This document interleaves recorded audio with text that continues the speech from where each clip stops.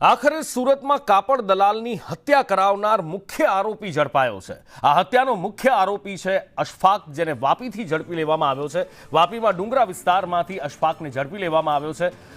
મૃતકે અશફાકને તમાચો માર્યો હતો અને અપમાનિત કર્યો હતો અને બસ આ જ વાતનો ખાર રાખી અશફાકે કાપડ દલાલની હત્યા કરાવી હતી। વાપીમાં શાળાને ત્યાં આરોપી છુપાઈને રહ્યો હતો અને સુરત ક્રાઇમ બ્રાન્ચની ટીમે અશફાકને ઝડપી પાડ્યો છે। પણ સુરત ક્રાઇમ બ્રાન્ચની ટીમ, ડીસીબીની ટીમ, જ્યારે ડીસીબી ક્રાઇમ બ્રાન્ચના પીઆઈ ઉપર હુમલો પણ કરવામાં આવ્યો। ટીમ જ્યારે એને ઝડપવા માટે પહોંચી હતી તો અશફાકે ચાકુથી હુમલો કર્યો હતો, છરા વડે હુમલો કરી અને ફરાર થવાનો પ્રયત્ન કર્યો હતો અને એ વખતે કેટલાક ફિલ્મી સીન પણ જોવા મળ્યા હતા। પોલીસ અને અશફાક વચ્ચે એન્કાઉન્ટર થયું હતું। પોલીસે ફાયર કરવાની ફરજ પડી હતી, ફાયર ઓપન કર્યું, પગમાં ગોળી મારી હતી અને ત્યારબાદ અશફાકને પગમાં ગોળી વાગતા હોસ્પિટલ લઈ જવામાં આવ્યો અને ત્યાં પ્રાથમિક સારવાર આપી અને સુરત લાવવામાં આવ્યો છે।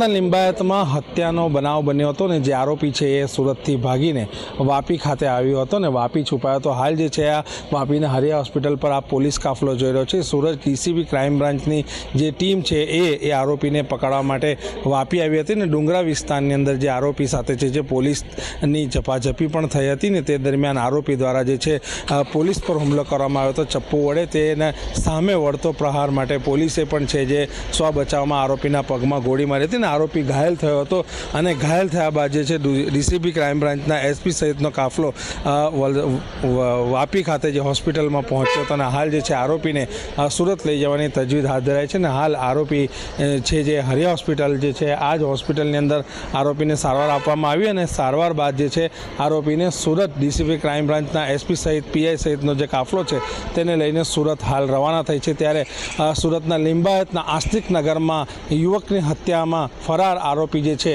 એ વાપી ખાતેથી ઝડપાયો છે અને એ ઝડપાયો તે દરમિયાન પોલીસ સાથે તેની ઘર્ષણ પણ થયું હતું ને તેમાં તે પોલીસની તરફથી કરવામાં આવેલો ફાયરિંગમાં તે ઘાયલ પણ થયો હતો।